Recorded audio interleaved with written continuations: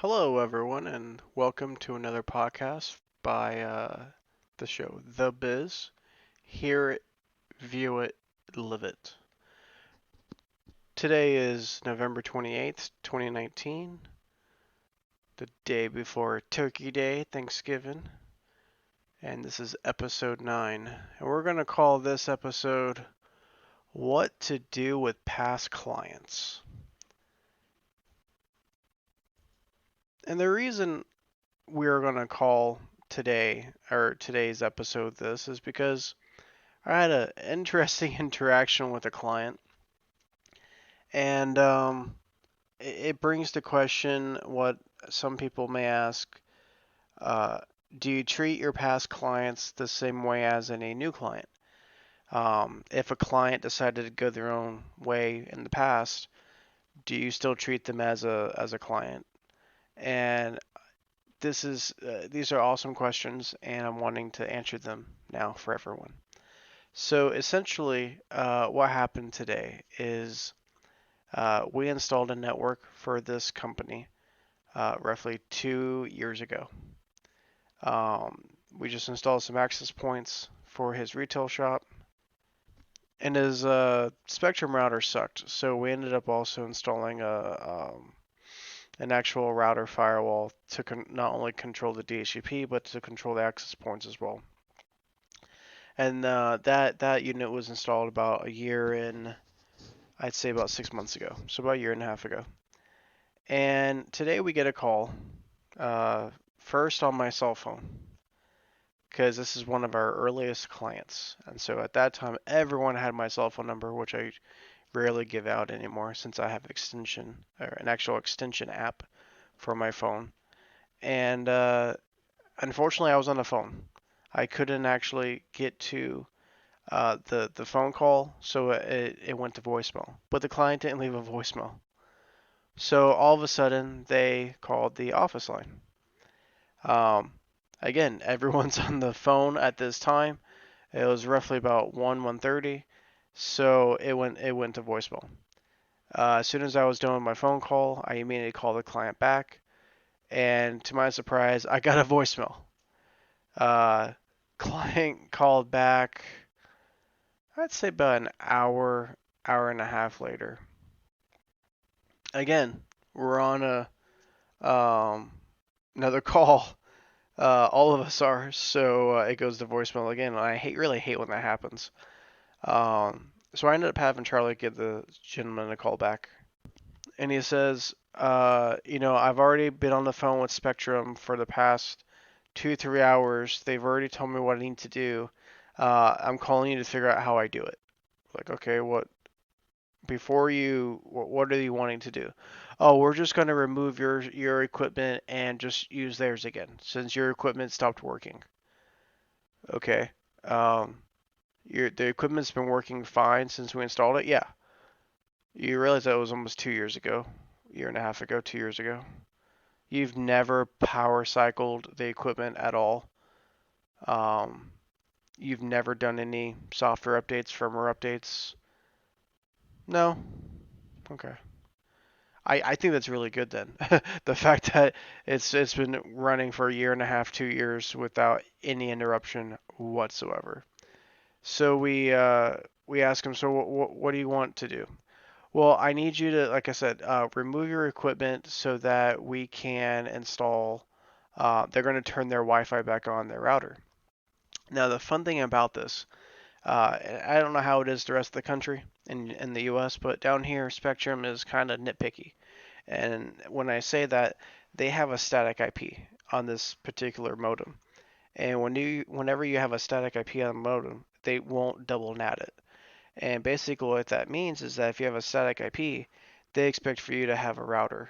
And then you have to input information so that your equipment actually is the router firewall and their equipment is just the modem. I actually like this. But again, the client knows best in this circumstance, so we let them do whatever. We just said, you know what?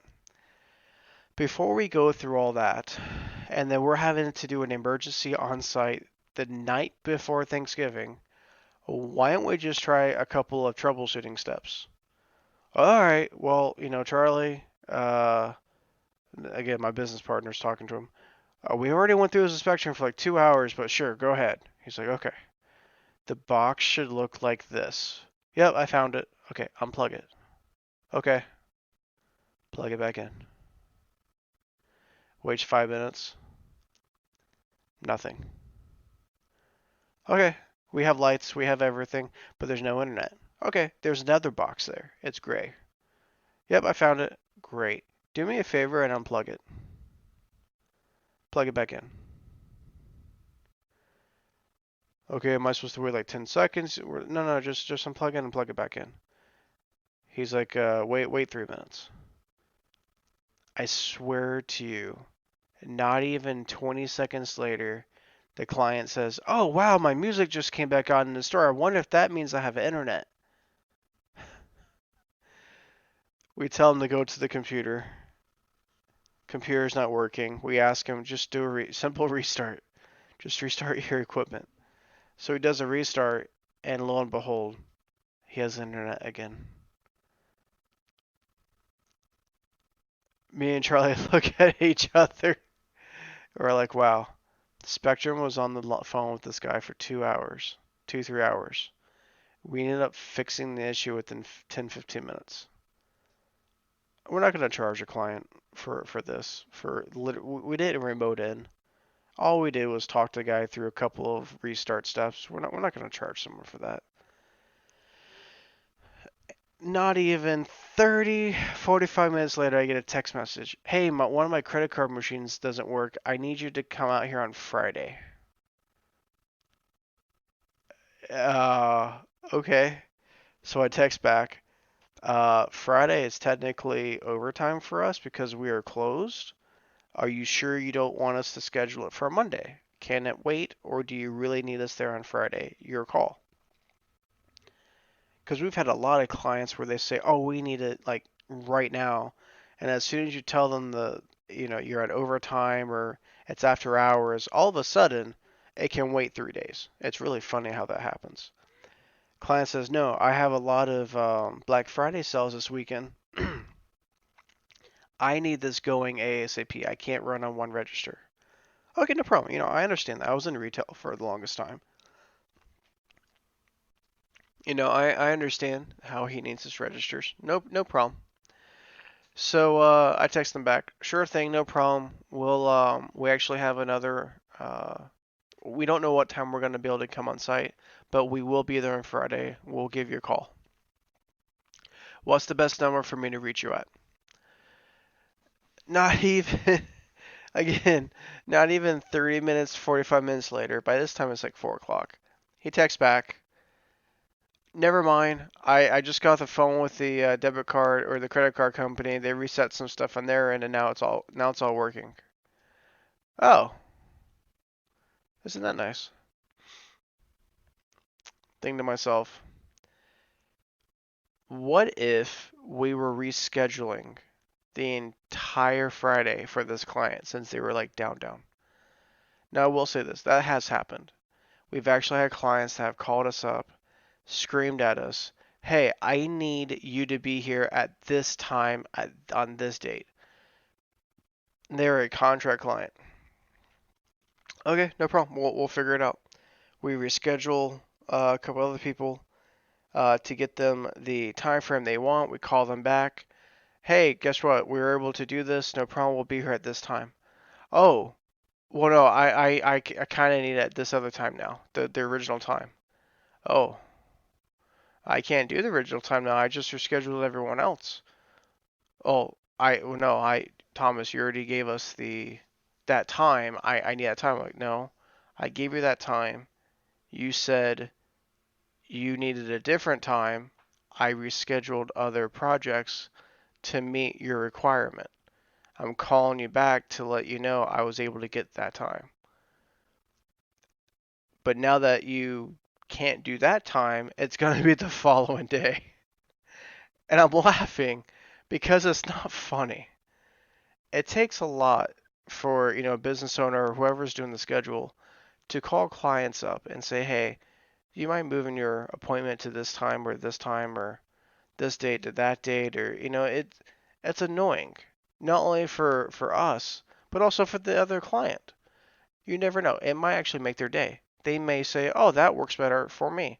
When that happens, it's perfect all around. Um, when that doesn't happen, it just doesn't happen, and it's really annoying. But anyways, so the podcast for today is basically going over what we've done in the past for clients that haven't spoken to us in forever. And again, it was like a 10 to 15 minute call. We're not going to charge a client for that. We really aren't. Um, hopefully it gives us additional karma points for later on, but you just never know. So everyone have a great Turkey Day. This has been the shortest podcast that I think I've done yet. We're right at 11 minutes, so everyone have a great Turkey Day, and I hope everyone has a great time with their family. This is the Biz Podcast, where you live it. Oops, I messed up. Where you hear it, view it, and live it.